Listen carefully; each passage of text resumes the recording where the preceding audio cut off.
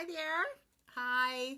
Welcome to TCM Talk. Hi, I am Kirsten Cowan, licensed acupuncturist and herbalist, and one of the hosts of Traditional Chinese Medicine Talk, a bi-weekly Periscope done by me and my colleague Denise Chikuto of Chikuto Acupuncture. We're going to be scoping separately today, but stay tuned in just a couple of minutes. Hi there. Thanks for jumping on.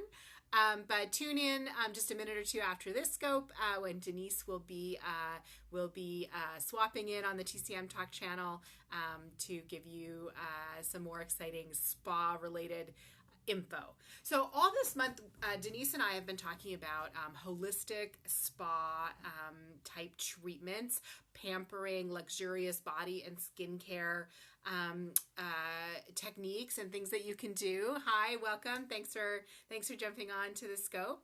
And from Chinese medicine, from other traditional modalities, from natural medicine, to give you some fun and good for you and good for your skin things to do that are easy to do at home. So today what I want to do is tell you a little bit about how to choose natural oils and how to use them for body and skincare. So in particular, I'm going to tell you a little bit about a technique which basically self-massage. Self-massage is a really fantastic thing to add into your beauty and self-care regimen. So you don't have to wait until you go to a professional massage therapist, although that's a great thing to do and certainly something I recommend. But you can do a daily practice of self-massage, which is something that Ayurvedic medicine, traditional Indian and South Asian, thank you. Thanks very much.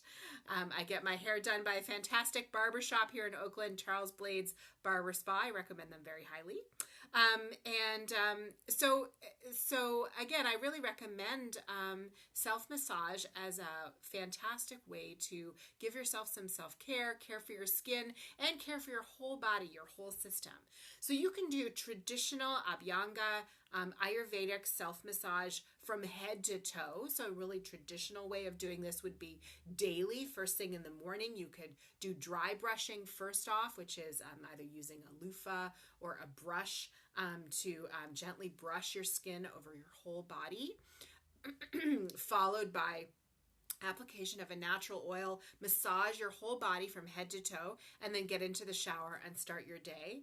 If that's a little bit too optimistic and you want to just do it for a special occasion, like a spa treat for yourself, or you can do specific parts of the body, especially if you're having issues or you want to bring a little bit of loving attention to a certain part of your body. So that would be like a scalp massage or neck massage for yourself, hand massage, feet massage, all of which are, fairly easy to do for yourself and will bring lots and lots of benefits. Foot massage in particular is great to do at the end of the day before bed.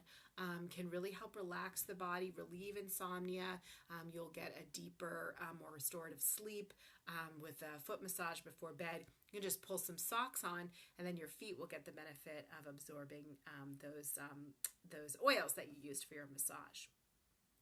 If you want to know more about the specific techniques, how to apply the oils, how to do massage, check out our Periscope Pinterest board where Denise and I store everything that we talk about during TCM Talk, and that can be found at bit.ly/Periscope pins. That's our short link to it, bit.ly/Periscope pins.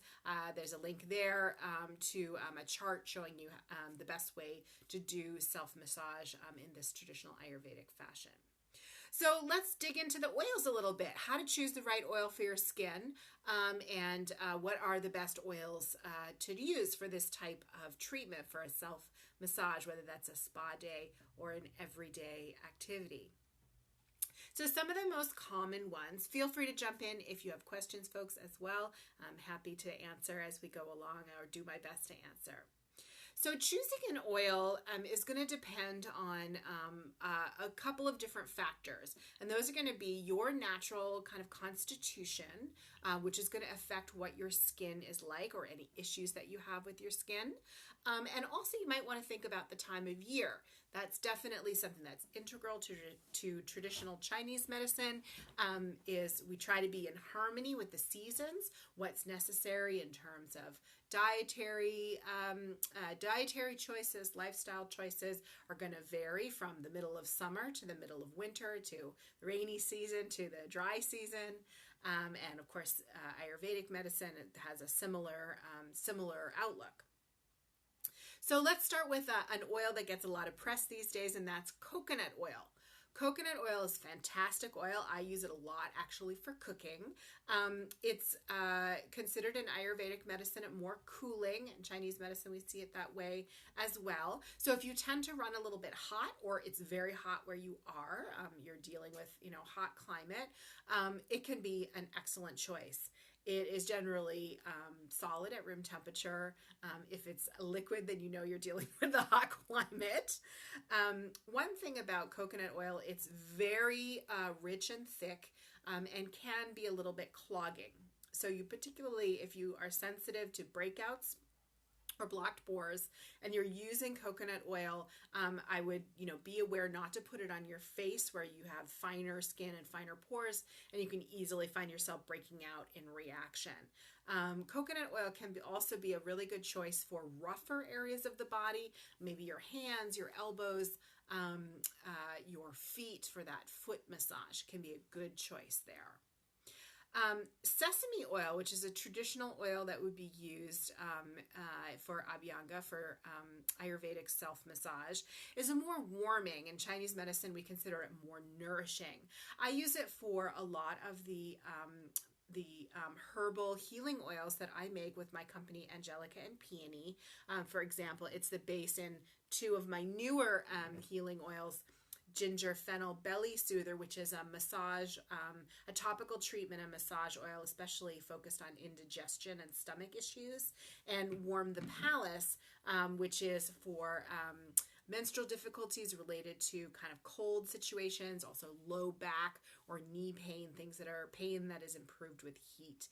Both of these are herbal infusions in sesame oil, because sesame oil has that very nourishing quality. It's also quite moisturizing. It has a light kind of nutty scent. Of course, some folks are allergic to it. You definitely have to be aware of that. If you are allergic to any of these foods, you're going to want to avoid using that oil even topically on your skin. But untoasted sesame oil, if you're just familiar with the culinary version that you get in an Asian market that's toasted, which has that fantastic, stronger smell, an untoasted sesame oil does not have as strong a smell, although it does have a slight nutty smell. So this is actually, you can see this is some organic sesame oil that I keep on hand for massage purposes. And it's a little bit dark, but it's definitely not as dark as that dark brown toasted sesame oil that you would keep in your kitchen. Olive oil is another good choice, one you definitely might have around the house. It's good for dryness, for very, very dry skin. In Chinese medicine, it has an affinity with the liver system, and so can be good if you're having what we consider wind symptoms, which are symptoms that come and go, that change frequently, things like itching, maybe even rashes, and it's also beneficial after sun exposure. Some of the components in it would be healing to the skin after being in the sun. Another popular massage oil that's also very easy to get, especially at a health food store, I would say would probably be one of the places you could find it, is apricot kernel oil. I use this in a number of the massage and topical treatments that I make with Angelica and Peony. It has a more moving function we would consider in Chinese medicine. The apricot kernel is something that we use internally as a herb for pain. It's also very good for itchy skin. It has a lot of components in it that are anti-inflammatory. May have something to do with its pain relieving qualities when we prescribe it for internal use, but I'm strictly, of course, talking about the external use where that anti-inflammatory function is going to really benefit your skin. Another oil that I use a lot actually is sunflower oil. Sunflower oil is really thought of as a culinary oil, and I certainly use it in the kitchen a lot. I use it to make mayonnaise with. It's a light oil, it's inexpensive, it's relatively easy to find an organic version of it. It's non-comedogenic, which means it doesn't block up the pores and cause acne. In fact, it's been studied to shown in studies to actually help prevent and reverse acne, amazingly, for an oil. It doesn't really have any strong smell. It has good slip. It's easy to use, to slide on the body. And it makes a great choice for infusing herbs into. So if you want an even more intense and luxurious experience for your self-massage, I encourage you to think about ahead of time, why not infuse some herbs into an oil like sunflower oil? So some choices some herbs that you might want to think about that would really make fantastic, decadent healing oils that you could easily make at home would be ginger, dried ginger, which would be beneficial for pain or very cold, feeling cold. What the old-fashioned term of chilblains, or abdominal massage. And again, this is part of the ingredients in one of my new products, ginger tummy soother, because of that benefit in abdominal massage for indigestion and stomach upset. Rosemary is another easy to get and very popular herb to infuse into oil. It's very invigorating for the skin, great for the hair and scalp to do a scalp massage, and it especially feels great and it's very beneficial on the feet and legs, especially if you're very active or you have some leg discomfort for that before bed massage. And finally, calendula, another oil that's easily infused into sunflower oil, which makes a great all-around skin oil, beneficial for any type of skin irritation in general. It's going to be beneficial for your skin, very powerful anti-inflammatory effect, and really takes care of your skin, especially if you're experiencing redness or irritation. So before I close, I just want to introduce you to a quick couple of face-specific types of treatments. So you can use any oil on your face that you use on your body. You are going to want to think about things like the heaviness of the oil and the how comedogenic, which is how much it's likely to clog pores. And on our Pinterest board, bit.ly/Periscope Pins, I've got a chart for you so you can easily look up the comedogenic ratings of different oils. And I encourage you to experiment once you're done giving yourself a fantastic full body massage for yourself, to do some facial massage. This is a more delicate process where you're going to just use your fingers or possibly your thumbs to gently massage oil into your face. Really beneficial to add in neck massage and the upper chest to help gently encourage the lymphatic system. This is really beneficial for puffiness, for fine lines, bringing color into your face. And it's something which, if you use a facial serum, which I do, and facial serums are something that I make at Angelica and Peony, and one of the reasons why I think they're such a fantastic alternative to traditional moisturizers or skincare is because you do a facial massage whenever you apply a facial serum. So some specific types of facial treatment that you can do with oil from traditional Chinese medicine include facial gua sha. Gua sha means scraping, and practitioners of acupuncturists and practitioners of traditional Chinese medicine do gua sha all over the body for a whole host of complaints, both internal conditions and also muscle pain, orthopedic issues. On the face, it is known as a rejuvenating treatment. Rolls back the clock a little bit. Again, takes care of puffiness, fine lines, uneven skin tone. And the tool of choice, there's a variety of different types of gua sha tools made traditionally from water buffalo horn and some other materials. is actually a little Chinese soup spoon. This is a porcelain one, which I think is the best material for this choice. And this is a kind of a smallish one. There's a bigger full-size soup spoon. This would be kind of like a Chinese teaspoon size. And it fits really fantastically onto the planes of the face. So you can do upward motion on the forehead. It's a traditional way to start. And then just follow the contours of the face. And you can do that with the edge of the spoon. You can use the handle for very gentle under eye or over the brow bone.